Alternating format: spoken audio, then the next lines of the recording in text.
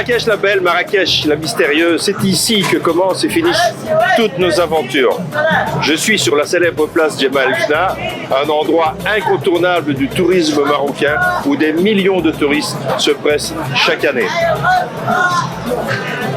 Si la journée elle est partagée entre les charmeurs de serpents, les marchands de jus d'orange et autres attractions qui en font sa réputation, à partir de la fin d'après-midi, elle se vide complètement et elle est remplacée par des dizaines de restaurants éphémères où là vous pouvez vraiment découvrir la vraie culture marocaine et la vraie cuisine marocaine. Cette place est aussi la porte d'entrée des souks de Marrakech dans lesquels vous pourrez vous imprégner de la vie du Maroc, de la vie des Marocains et des ambiances, des senteurs et des odeurs qui y règnent en permanence. Je suis là devant une cuisine de rue, mais c'est une cuisine de rue authentique qui est faite avec les épices locales, qui est faite avec les odeurs locales et qui est faite entourée de la vie locale. Nos aventures, je vous l'ai dit, commencent et finissent ici et c'est à partir d'ici que je vais vous raconter comment se déroule le tour 2, le tour que nous avons surnommé les portes du désert. Nous démarrons de bon matin pour entamer l'ascension du col du Tishka, une des deux portes permettant de passer l'Atlas du nord au sud. La route facile nous emmènera jusqu'au sommet, devant la célèbre porte du Tishka. Ensuite, nous quitterons l'axe principal pour emprunter la route des Casbahs et naturellement s'arrêter à Telouet pour une visite de sa célèbre Casbah. Appelée aussi le palais du Glaoui, elle fut abandonnée à la mort de celui-ci en 56. Aujourd'hui, une poignée d'héritiers et de passionnés tentent de la sauver. Elle contient encore des salles magnifiques où l'artisanat marocain prend tout son sens. Bas-reliefs, mosaïques, plafonds décorés en font un lieu magique. Nous continuerons cette route des Casbahs pour découvrir un Maroc authentique et des paysages incroyables sur une route juste parfaite. Notre étape, Aït Ben Haddou et sa Casbah servant de décor à de nombreux films et l'antichambre de Ouarzazate. Notre riad nous accueillera après avoir vu le soleil se coucher sur la Casbah.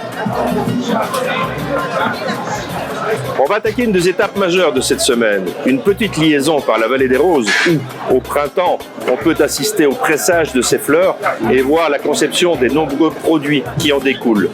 C'est la vallée du Dadès qui nous tend les bras pour une ascension vertigineuse dans un décor somptueux. Un vrai régal pour les yeux, mais aussi pour les motards, à faire au moins une fois dans sa vie. De là, à condition d'une météo clémente depuis plusieurs semaines, nous nous engagerons sur la seule piste du séjour. Mais quelle piste! Une traversée d'environ 30 km où vous aurez l'impression d'avoir changé de planète. Un très grand moment de ce voyage. L'arrivée à Tamtatouche, où l'on se posera pour la nuit, vous plongera à nouveau dans un Maroc authentique.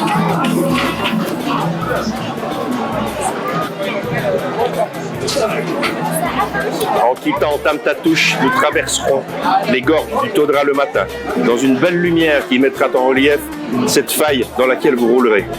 La sortie des gorges des Sapalméré est fantastique. Si cette journée a commencé très fort avec le Todra, on vous promet de vous éclater les pupilles avec la suite. Une succession de paysages grandioses. Nous nous arrêterons au sommet d'un col pour boire un thé et profiter d'une des plus belles vues du Maroc. Enfin, et on dit ça à chaque fois, mais finalement, le paysage suivant vous fait douter, tellement ce pays est beau. Nous ferons étape à Nekop, la ville des 40 Casbahs, et c'est dans une d'entre elles que nous prendrons un peu de repos avant de descendre le lendemain vers les portes du désert. C'est vers Zagora que nous roulerons ce matin. Le paysage s'est aplati, la végétation se raréfie et la chaleur grimpe. Ville relais des grandes expéditions vers Tombouctou, cette ville est aussi la porte d'entrée vers le Sahara. Nos machines ne sont pas faites pour affronter les pistes de sable mou. Aussi, après avoir déjeuné à Zagora, nous prendrons la route pour une liaison lunaire de 2 heures afin de rejoindre notre riad. Si celui-ci est perdu au milieu de nulle part, il vous offrira tout le confort nécessaire pour un repos bien mérité et une savoureuse cuisine.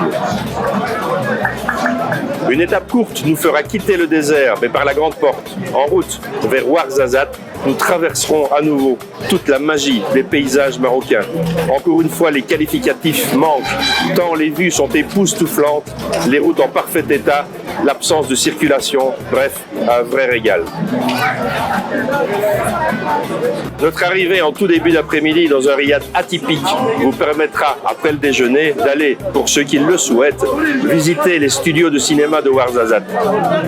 C'est déjà le dernier jour et les 200 derniers kilomètres qui nous séparent de Marrakech se feront sur un tracé sinueux et encore ponctué de très très beaux paysages.